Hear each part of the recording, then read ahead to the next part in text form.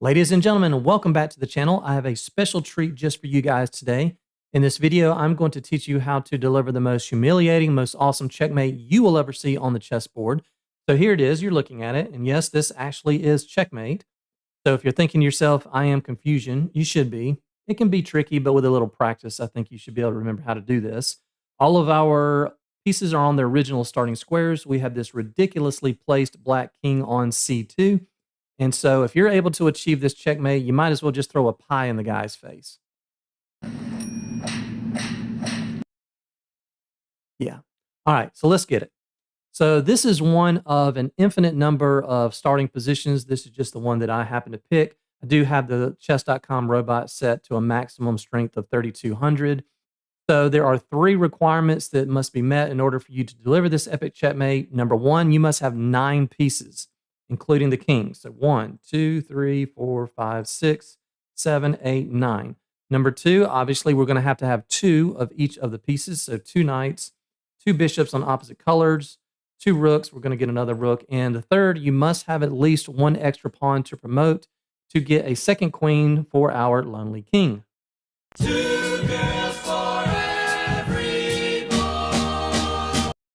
All right, so you'll notice at the bottom right-hand corner of your screen, I have the desired setup that we're trying to achieve.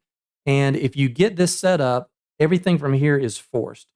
So we're trying to get both of our queens on the F7 and the G7 squares. We're trying to drive the black king to the C5 square. And then I've got highlighted here in these golden squares the path that we want the king to take. We're trying to drive the king all the way down to the C2 square.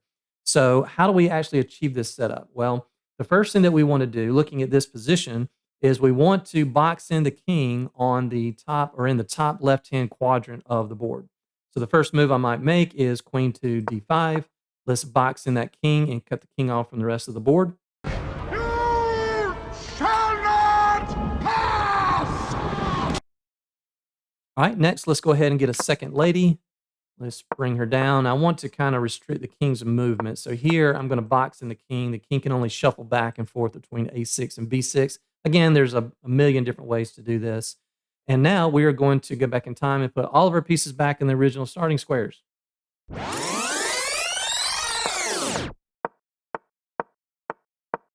No right or wrong way to do this. Now, the trickiest thing to this, guys, is make sure that you don't stalemate your opponent. So you got to make sure they have an escape square. I can't play bishop to f1. That would be stalemate. So let's play queen e6. Let's drive the king up the board. And let's go get our second rook. Bring the rook down. Okay, so the king does have 2 squares to shuffle back and forth. And now I can put all the pieces back where they're supposed to go. All right, so now from here, the only pieces that are going to move are our 2 queens. Okay, so I'm going to highlight the path that we want the king to take. So I'll draw your attention to the fact that the rook has the A file, light squared bishops have these light squares cut off, the knight has A3 and C3, and the dark squared bishop has B2. So if I highlight those squares, light squares for the bishop, C3 and A3 and B2, I will highlight here in these golden yellow brick road squares. This is the path that we're trying to drive the king down to. We need to get the king to b5, and then we're trying to get him to wander all the way down to the c2 square. Now, a couple other squares that I will point out, they're important for the queens. Again, I can't tell you exactly where to put your queens, but I'm going to highlight some squares up here.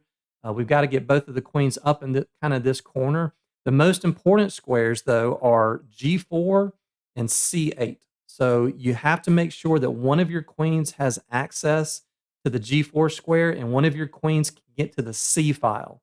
So remember that, queen on g4 and one of the queens on the c file. So if we go back to this position, I might play a move like queen g8. Let's go ahead and put the queen on f7. Let's put the queen on g7, and I want the king to be on b5.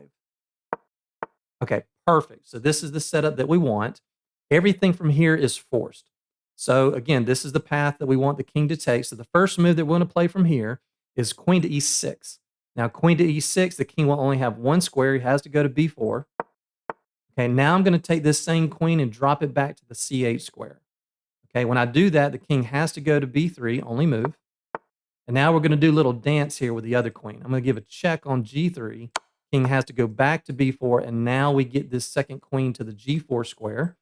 King has to go back to the b3 square, and we have the amazing, mind-numbing queen sacrifice on c2, sucking the king into the c2 square, and we finish off the game with the epic queen d1, and that, boys and girls, is game over.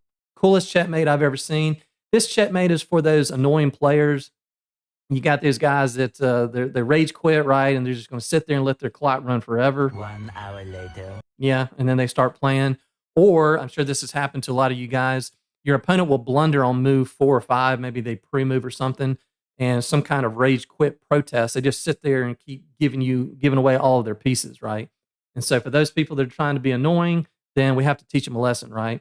Now, I will say there's something to be said for fighting on at the lower levels at, 13, 1500 below. Yeah, keep on fighting. Don't resign, because your opponent will blunder. They'll put you in stalemate. But at some point, it starts to become ridiculous to play on. So we got to teach those guys a lesson. Bruh. So hope you guys enjoyed this. I would encourage you to practice with this. Maybe try like Martin on chess.com. Try some of the lower robots where you can just wax them off the board, and make sure you get those 9 pieces. Make sure you flip it around from the black side and practice.